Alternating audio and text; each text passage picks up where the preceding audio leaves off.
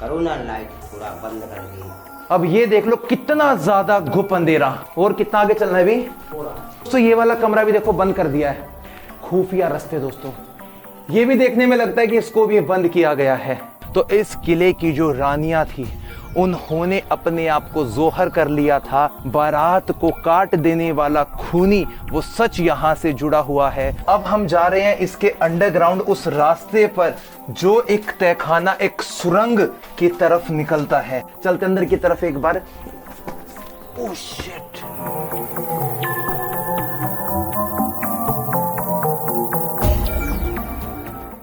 दोस्तों अब हम जा रहे हैं इसके अंडरग्राउंड उस रास्ते पर जो एक तहखाना, एक सुरंग की तरफ निकलता है।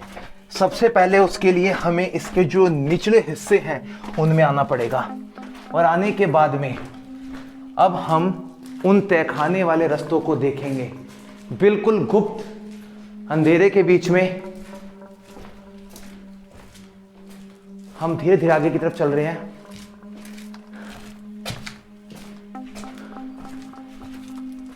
यहां से और भी गहराइयों के अंदर एक गलियारा सा हमें मालूम पड़ता है। और चलते हैं आगे की तरफ। ये तो बिल्कुल ही गुप्त एक अलग सा ही हिस्सा बना हुआ है।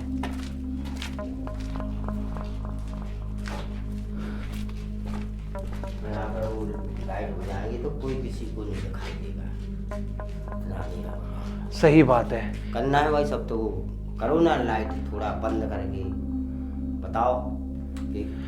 दोस्तों अगर हम यहाँ पे लाइट बंद कर देते हो आप समझ सकते हैं कि कुछ भी नहीं दिखाई दे रहा है। किसी का चेहरा भी नहीं दिखाई दे, एक दूसरे का चेहरा तक हम नहीं देख सकते। अब हम जलाएंगे अपनी यहाँ की लाइट। कहाँ से निकलेंगे, ऐसा होता है। अब ये देख लो कितना ज्यादा घुप अंधेरा। बिल्कुल ही हम इसकी गहराई में आते जा रहे हैं, आगे बढ़ते जा रहे हैं। दिल्ली सरकार ने गेट 2006 में भी बंद करवाया। एक तो दोस्तों ये वाला गेट बताते जो सरकार ने सन 2006 में बंद करवा दिया था। यहां से भी नीचे की तरफ तहखाने रास्ते बना करते थे और आज के वक्त में इसको सुरक्षा उद्देश्य के पर्पस से बंद करवा दिया गया। और यही वो तहखाने हैं दोस्तों जो उन हिस्सों को जोड़ते थे जहां पर एक बारात गई थी और उसके बाद में वो कभी भी लौट कर वापस नहीं आ पाई। और भी काफी चीजें जो देखनी बाकी है।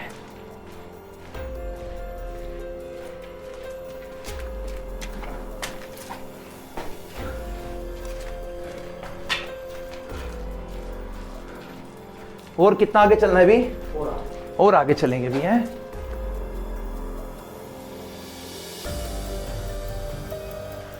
एक दोस्तों ये वाला कमरा भी देखो बंद कर दिया है। इसका तो बकायदा रास्ता भी दिखाई दे रहा है पीछे की तरफ से कि रास्ता रहा होगा, लेकिन इसको पत्थरों की मदद से पूरे का पूरा यहां पे ढक दिया गया, बंद कर दिया गया है। खुफिया रास्ते दोस्तों।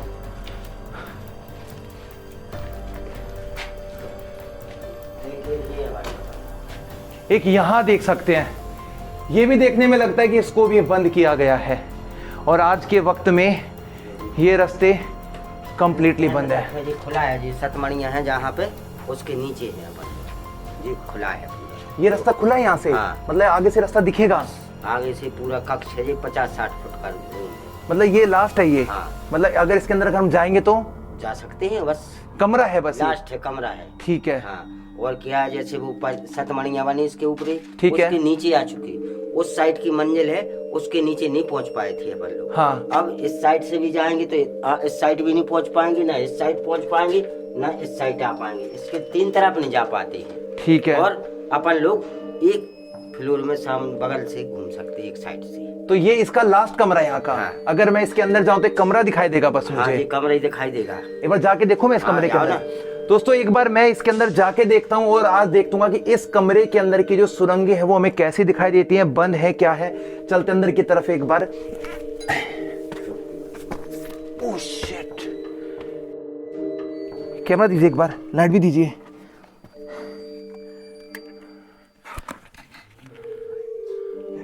दोस्तों ये देखिए, यहां पर ऊपर का जो पूरे का पूरा नजारा है वो आज मिट्टी के साथ में भरा हुआ है। ये देखिए इसके अंदर के और भी कमरे कैसा हमें दिखाई देता है।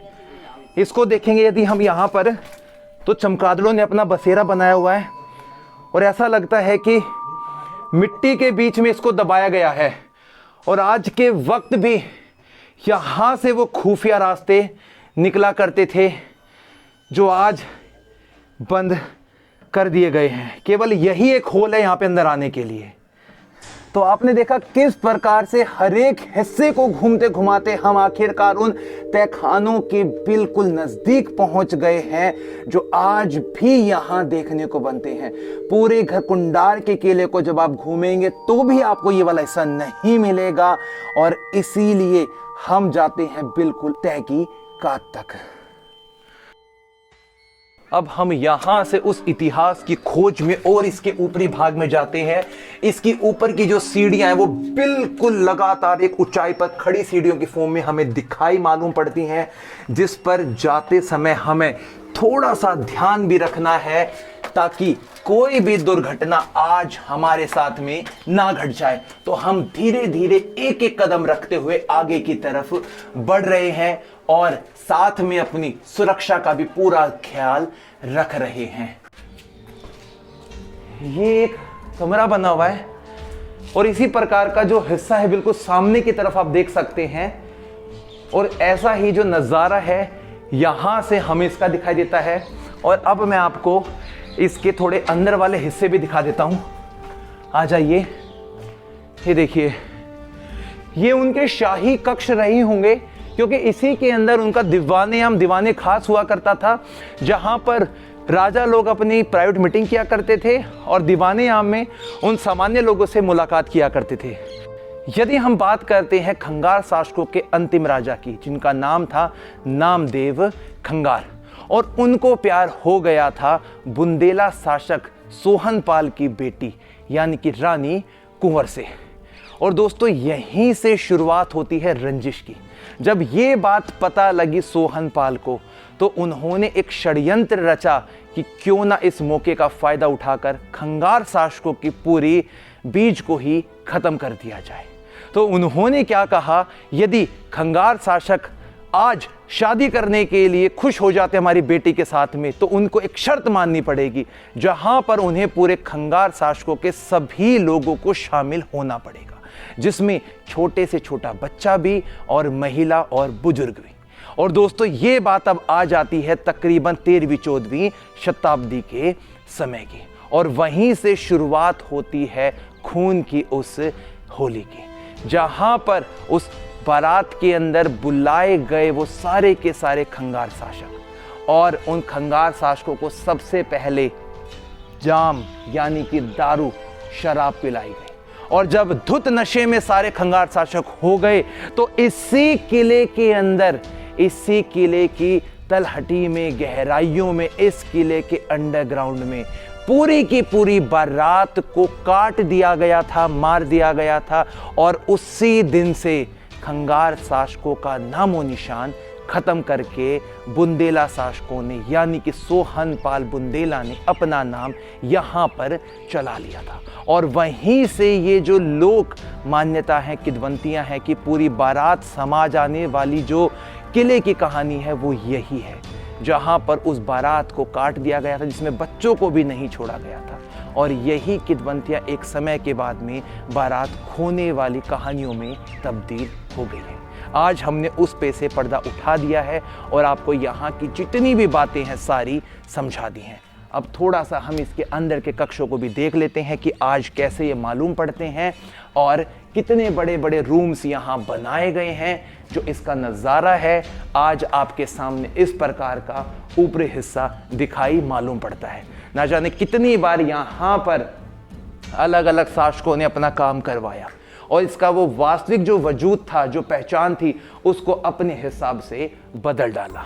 यहाँ से यदि मैं आपकी थोड़ी सी नज़रें इसके बाकी हिस्सों पे ले जाने की कोशिश करता हूँ तो काफ़ी आसानी के साथ में आप इस पूरे के पूरे किले को एक ही झलक में देख पाएंगे और समझ पाएंगे कि आज के वक्त ये किला कैसा हमें दिखाई मालूम पड़ रहा है। देखिए ये जो किला है काफ़ी ऐतिहासिक है और इसको यहाँ पे खेत सिंह खंगार के नाम से जाना जाता है, क्योंकि उनका किला था और साथ में इस किले के बारे में एक रहस्यमयी कहानी बताई जाती है कि एक पूरी की पूरी बारात जिसमें 60 लोग थे वो इस किले के अंदर एक सुरंग में जा कर के समा गए थे। बाकी तो आप किला ये घूम ही चुके हैं, आप पूरा देख रहे हैं कि किस प्रकार से यहाँ कमरे बने हुए हैं। तो ये सभी उस समय राजा महाराजा इसको और अपने सैनिकों के लिए इसको इस्तेमाल किया करते थे। तो अब हम चलते हैं इसके ऊपरी वाले हिस्से में, जो इस पूरे किले का सबसे शाही भाग दिखाई दे रहा है। सबसे ऊपर आने के बाद में एक वर्गाकार शेप का ये पूरा हिस्सा जो बना हुआ है, शायद ऐसा लगता है कि राजा यहाँ बैठकर पूरे हिस्से की निगरानी किया करते होंगे, देखा करते होंगे, आनंद लिया करते होंगे। चारों दिशाओं से खुला ये वाला कमरा इस गढ़ कुंडार की एक शान शौकत को आज दिखा रहा है। उस समय की जो रिहाइश थी उसको दिखाने की कोशिश कर रहा है। रोशनी के साथ में भरा हुआ और दियों के लिए बनाए गए स्पेस को भी आज हम देख सकते हैं। इधर से हम शायद इसके और ऊपर भी जा सकते हैं।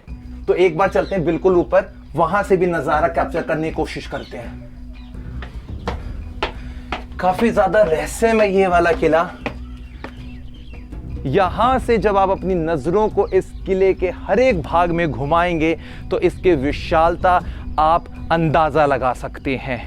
लेकिन ये किला आज जितना सुनसान दिखाई देता है, इसके पीछे का इतिहास उतना ही ज़्यादा खूनों से भरा हुआ है। और यहाँ पर बताते हैं कि जिस समय तुगलक शासनकाल के मोहम्मद बिन तुगलक ने अपना शासन किया तो इस किले की जो रानियां थी उन्होंने अपने आप को जोहर कर लिया था ताकि उनका आत्मसम्मान बना रहे और कोई भी विदेशी आक्रांता उनके तन बदन को छू ना पाए। यानी कि बलिदान का एक बहुत बड़ा उदाहरण इस किले के साथ में जुड़ा हुआ है।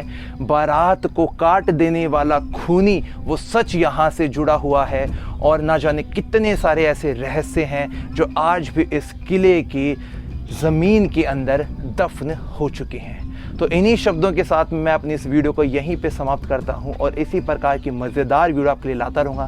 तब तक के लिए जय हिंद, जय भारत।